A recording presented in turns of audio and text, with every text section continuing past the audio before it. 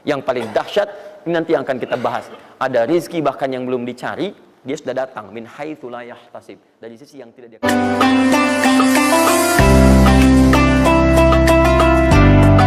Nah, ini yang disebut dengan mustaqarrah. Mustaqar tadi di Quran surah ke-11 ayat ke-6. Ini yang disebut mustaudaah. Ya, menyebar. Di mana dia tersembunyi itu? Hanya Allah yang tahu. Makanya antum kan beraktivitas kan? Ada yang berdagang, ada yang kerja jadi karyawan, jadi gini, di pengusaha macam-macam untuk mendapatkan apa? Itu yang menyebar ini. Ya. Dan menariknya antum kan minta kepada Allah, ya kan? Bahkan setiap dalam sholat. Coba lihat, Isa aja tadi minta 4 kali. Masih ingat nggak? Ya, coba duduk di antara dua sujud itu. Ya, antum baca apa? Rabbighfirli wajburni apa artinya warzuqni? Minta rizki tuh. Antum minta rizki, antum ke pusat minta tuh kepada Allah. Ya Allah, saya minta rizki. Warzuq itu minta rizki. Ada yang belum tahu. Ya 4 kali Isa warzuqni. Setelah Isa masih minta juga. Ya Allah, berikan saya rizki. Yang tadi apa dalam sholat? Warzuqni. Warzuq itu minta rizki. Antum minta ke pusat tuh, minta ya Allah, minta. Soalnya Allah disebarkan. Ambil. Cuman persoalannya yang kurang lengkap, kita nggak belajar bagaimana cara ngambilnya. Nggak tahu infonya, ini nyebarnya kemana aja nih. Yang paling repot itu adalah orang bikin usaha duluan. Usaha ini. Memang akan dapat. Cuma karena kita nggak tahu cara menyebarnya, maka masanya lebih lambat cara mendapatinya. Dan itu nggak terukur. Nggak terukur dalam konteks apa? Dalam konteks memetakan aktivitas kita. Kadang-kadang, maaf, waktunya sholat masih sibuk nyari ini. Ya, jadi kita nggak bisa bagi kapan sholat, kapan baca Quran, kapan sedekah, kapan tilawah, kapan ngapalin Quran. Coba lihat Abu Bakar As-Siddiq radhiyallahu ta'ala anhu. Itu kan pedagang sukses, pebisnis sukses, hartanya banyak, tapi masih sempat sholat tahajud sampai khatam Quran. Masih sempat sehari punya program sedekah, sehari nengokin orang sakit, sehari bisa menyolatkan orang yang meninggal, sehari bisa nganterin orang ke alam kubur. Itu ketika Nabi tanya, siapa malam ini hari ini yang sempurna jamaahnya, ngacung semua. Siapa hari ini sudah sedekah, sebagian turun tangan, Abu Bakar masih angkat. Siapa hari ini yang sudah membaca Al-Quran, beliau angkat. Siapa hari ini yang nengok orang sakit, beliau angkat. Siapa yang hari ini sudah mengantar orang ke jenazah ke kuburan, beliau angkat. Semua ini katakan Nabi, beliau angkat tangan. Nah, pertanyaan saya itu bagaimana cara manage aktivitasnya? Karena beliau tahu kunci rezeki itu ada di sini. Kalau nyebarnya ke sini. Maka beliau atur aktivitas ibadah saya ini yang ke sini. Yang rezeki ini yang ini. Atur waktunya kapan mendapatkan yang ini, kapan dapat yang lain. Yang paling dahsyat ini nanti yang akan kita bahas. Ada rezeki bahkan yang belum dicari, dia sudah datang min haitsu la yahtasib, dari sisi yang tidak dia ketahui. Nanti kita lihat dan kita buktikan dengan ayat-ayatnya. Satu, jenis pertama, rezeki yang mutlak dicari dengan ikhtiar. Ikhtiar dalam tanda kurung usaha. Dalilnya Quran surah 53 ayat 39. Quran surah 53 ayat 39. Ya, malam ini insya Allah saya buka pintu yang pertama adalah pintu ikhtiar. Ya. Ya, jadi antum kalau sudah tahu pintunya, nggak usah dari pintu ke pintu antum mengetok untuk menawarkan nama. Ya. Karena ada yang dari pintu ke pintu, kok coba tawarkan nama gitu. Antum nggak usah gitu. Udah tinggal antum ini kan aja ini. Udah. Satu, ikhtiar lewat usaha. Turunan dalilnya, turunannya. Satu, Quran surah kedua ayat 168. Kalau ingin dipercepat, Quran surah kedua ayat 172. Kalau pengen lebih cepat lagi, Quran surah ke-7, oke dah, ayat 96. Dah? Sampai sini. Nah, kalau terjadi semacam terlihat ya pelambatan, maka ada teori. Jangan dilihat sebagai pelambatan, tapi dilihat sebagai percepatan akumulasi. Ya, akumulasi supaya terkumpul lebih banyak pada saat antum membutuhkannya. Ya, nanti kita lihat dalilnya di Quran surah 46 ayat ke-15. Ya. Ini wajib hafal ya. Tenang aja, pertemuan kita berikutnya kapan? Masih 1 pekan. Bukan. Gampang. Masya Allah. Orang 3 hari apa 200 ayat Ali Imran. Masa sepekan antum berapa ayat sih ini? Gampang ini. Ayatnya juga pendek-pendek, insya Allah. Ya. Sudah? Jangan dulu dilihat, catat aja dulu. Kalau antum lihat sekarang, antum nanti udah ini duluan. Catat dulu aja. Sudah? Sudah ya? Baik, ini udah. Nah, sekarang turunannya, kan ini baru intinya. Turunan amalannya. Ini wajib antum kerjakan. 1, di turunan amalannya. Quran surah ke-17 ayat 78 sampai 82. Ini wajib antum kerjakan. Demi Allah saya katakan wajib antum kerjakan. Kalau ini antum gak usah hafalkan untuk dites. Ini gak akan dites insyaallah. Tapi antum wajib amalkan saat nanti menunaikan ibadahnya. Baca ayat ini. Ya, dites oleh kita sih enggak.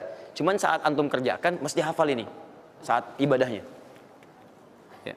Karena antum akan baca dalam sholat. Ya. Sama aja dong artinya.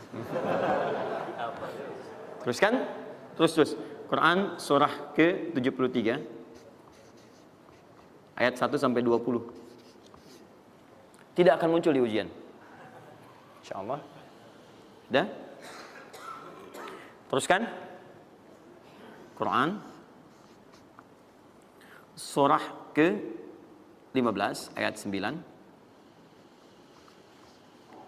Dan Quran surah ke-54 ayat ke-17. Satu ayat saja. Mau 1 ayat, mau 4 ayat? 4 ya, boleh ya? 4 ayat ya, boleh ya? Ayat 17, ayat 22, ayat 32, ayat 40. 4 ayat. Insya Allah saya bermohon kepada Allah 4 ayat ini bunyinya sama supaya memudahkan hafalan antum.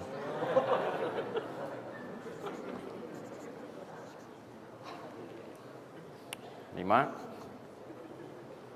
Sudah? Tahan.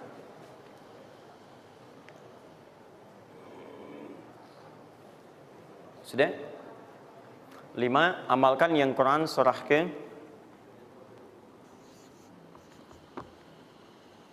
51 ayat 18.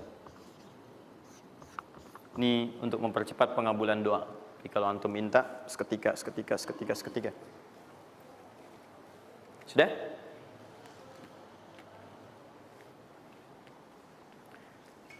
Mau saya kasih bonus gak? Enggak, bonus ini sifatnya spesial. Bahkan ketika antum mengerjakan, rezeki itu bisa datang. Dan saya langsung berikan contohnya. Tapi kalau ini saya tuliskan, wajib hafal. Siap ya? Karena ini tawarannya tinggi, ya. Pilih mana? Enggak saya kasih, antum cari sendiri, atau saya kasih, tapi wajib hafal. Boleh? Baik. Dan ini ayat pertama, mana panitia? Lihat ya, ingat baik-baik, ini ayat pertama yang akan menguji. Jadi password kunci pertama untuk masuk pekan depan, ayat yang ini. Quran, surah ketiga Ali Imran, ayat 35 sampai 39.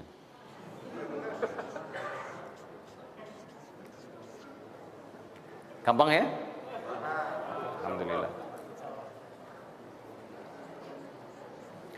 Yang akan diuji hanya ayat 37-nya, 38 dan 39-nya.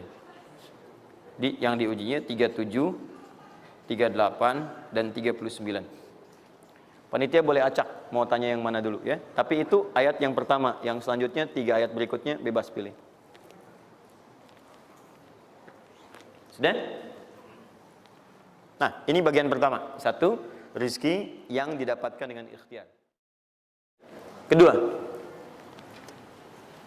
rezeki yang didapatkan dengan bersyukur. 2, dengan syukur.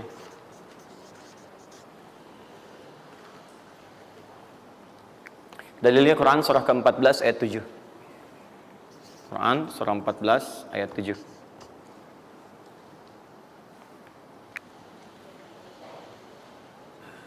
Yang saya kotaki itu yang dihafal ya. Yang saya kotaki itu yang dihafal.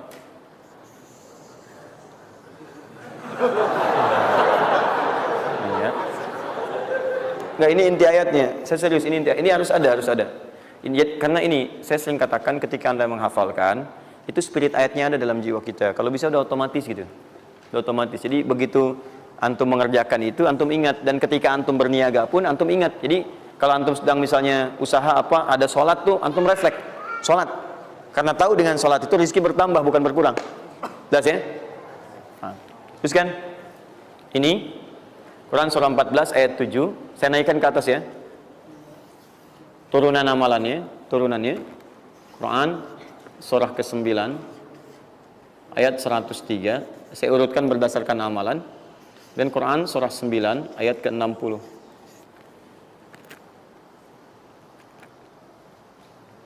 Sudah? Ingat, bahkan Allah langsung menamai ibadah ini dengan ibadah yang sifatnya bisa menambah rezeki. Cuman kadang orang nggak sadar, taunya diambil. Tapi kalau pengertian secara bahasanya sebetulnya bukan berkurang, nambah malah. Nambah. Cuman orang tuh nggak sadar ketika dia mau ditambah rezekinya, dia malah nggak mau. Karena merasanya diambil, dikurangi. Nanti kita akan lihat. Jangan lu dibuka ayatnya, Pak, ya. Itu saya. Nah, tawaran saya yang kedua nih. Ya, ini kan tadi tawaran pertama. Mau nggak saya kasih bonus lagi? Nah, saya serius. Ketika Anda kerjakan, penambahannya langsung minimal 700 kali lipat nilainya.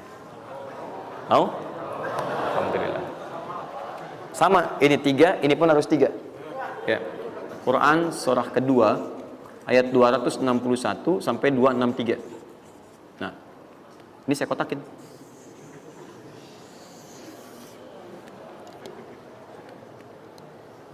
Sebentar.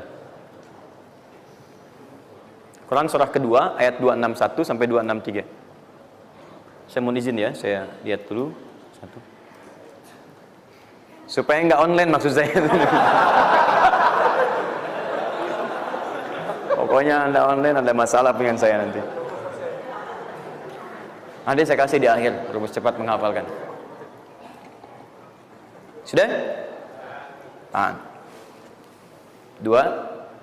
Nah, yang ketiga, nanti saya simpan dulu aja supaya Anda fokus yang ini dulu untuk berlatih selama sepekan. Ya, berlatih selama sepekan. Supaya nanti, karena yang ketiga ini lebih cepat lagi. Lebih cepat. Saya khawatir Anda melakukan lompatan langsung pada yang ketiga. Nah, persoalannya kita mesti berurut karena yang satu dengan dua ini keduanya saling bersinergi. Begitu yang kedua udah dapet, yang ketiga lebih mudah. Ya, karena sudah punya kebiasaan dari yang pertama tadi. Kalau saya munculkan yang ketiga sekarang, maka persoalan terbesarnya adalah kebanyakan orang nanti akan meninggalkan yang ini yang paling bahaya. Semuanya pada di masjid aja gitu kan, dan sebagainya. Jadi nggak ada di kantor kosong, di bank kosong. Jadi hilanglah kehidupan di muka bumi. Ya. Jelas ya? Nanti kalau ini udah enak, nanti saya turunkan ini yang dikejar oleh sahabat kemudian. Sampai Utsman bin Affan, Abdurrahman bin Auf tuh hobinya cuma nungguin tahajud aja. Nungguin tahajud, datang. Bukan nggak kerja. Karena semuanya sudah melewati batas ini. Ini udah selesai, mereka pindah pada level yang ketiga. Itu kalau tiap malam lomba, dikisahkan oleh Imam An-Nawawi dalam kitabnya Tibyan, itu lomba dengan Abdurrahman bin Auf, Tamim Ad-Dari, itu tiap malam paling minimal sekali khatam Al-Quran dalam tahajudnya. Tapi dahsyatnya, besoknya, sekiannya itu selalu datang. 60, kalau kita sekarang 60 kontainer datang, isinya emas, perak, berlian, macam-macam. Ya, kebayanglah kalau ke PTM datang 60 kontainer isinya emas, perak. Makanya nggak ada yang dikasih lagi sekarang. Nah, lihat sini, sudah? Saya mulai ya. Nah, ini saya harus selesaikan ini. Kita sepakat dulu sampai jam berapa kita? 11. Oh enggak, kalau Anda mau sampai jam 11 silakan saja. Saya setengah 10 selesai lah. Karena ini pembuka ya, pembuka. Ke depan kita akan lebih kompleks karena saya pengen ini dicoba sampai sepekan. Nanti akan melahirkan perubahan. Karena ke depan kita akan bicara tentang riba, tentang macam-macam ya. Itu perlu lebih fokus lagi. Ini yang dasar untuk sepekan dulu. Siap ini ya? Yuk kita mulai. 1. Rizki lewat ikhtiar atau usaha. Saya boleh teman-teman sekalian buka ini ya? Ini udah? Ya. Udah. 1 yang lewat usaha itu ikhtiar. Ya, buka Quran surah 39, Quran surah 53 ayat 39. An-Najm ayat 39. Wa allaysa lil insani illa ma sa'a. Wa allaysa lil insani illa ma sa'a. Wa allaysa lil insani, bahkan setiap manusia itu, awas, illa ma sa'a, akan mendapatkan rizki akan mendapatkan hasil dari apa yang telah ia usahakan dengan sungguh-sungguh. Jadi kalau Anda ingin mendapatkan apapun, mau dapat pahala, dapat rizki, dapat ini, dapat itu, maka semua bergantung yang pertama pada tingkat kesungguhan usaha Anda. Usaha yang serius, yang sungguh-sungguh disebut dengan sa'a, yas'a, sa'yan. Sa'a, yas'a, sa'yan.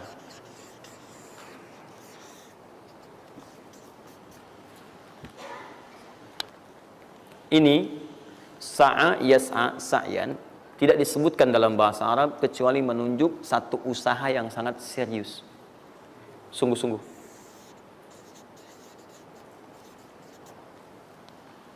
Rizki yang pertama ini sifatnya kata Al-Quran, langsung Allah yang menyampaikan. Kalau Anda mau mendapatkan rizki itu, baik yang sifatnya materi, uang, rumah, mobil, pakaian, makanan dan sebagainya, maka Anda mesti serius usaha. Usaha yang serius. Saya belum bicara bagaimana cara usahanya, tapi Quran ingin membangun komitmen dulu. Anda mau usaha enggak? Anda usaha, saya kasih kata Allah. Tapi kalau Anda nggak usaha, nggak akan turun rezeki. Ya, nggak ada rezeki turun dengan cuman diam aja, nggak ada. Anda mesti usaha. Saat saya berada di Mesir, ada dua mahasiswa itu saling, mereka paham Quran. Mereka diskusi ingin membuktikan kebenaran Quran. Yang satu cara berpikirnya benar, yang satu keliru. Yang satu berkata, Allah kan sudah jamin rezeki kita akan diberikan, ya kan? Sampai kita wafat, sempurna rezeki. Jadi nggak nyari pun pasti dikasih. Cara berpikirnya seperti itu. Ini yang dipakai oleh orang liberal sekarang. Nah, maksudnya logika semacam ini. Yang satu lagi berkata, memang Allah kasih, cuman kita mesti usaha. Dia sebutkan beberapa ayatnya. Yang satu bertahan dengan pendapatnya, dia ingin buktikan, saya masuk nanti ke masjid. Kalau di Timur Tengah itu suka ada zawiyah, tempat-tempat khusus untuk ibadah. Dia masuk ke dalamnya, sembunyi di belakang meja. Nah, di masjid itu suka ada muhsinin, para donatur, yang itikaf kasih makan, kasih makan. Hari pertama semua dikasih, dia tidak, karena ngumpet. Karena perjanjiannya nggak boleh ada usaha apapun. Hari kedua, dia masih ngumpet, nggak dikasih. Semua dikasih yang ada. Hari ketiga, sudah lapar sekali, sudah nggak tahan. Begitu udah dikasihkan, yang muhsinnya tanya, hal min akhar, ada lagi yang lain nggak? DKM-nya jawab, karena nggak tahu, kan ngumpet. Nggak ada yang lain. Baik, kalau gitu saya kasih ke tempat lain.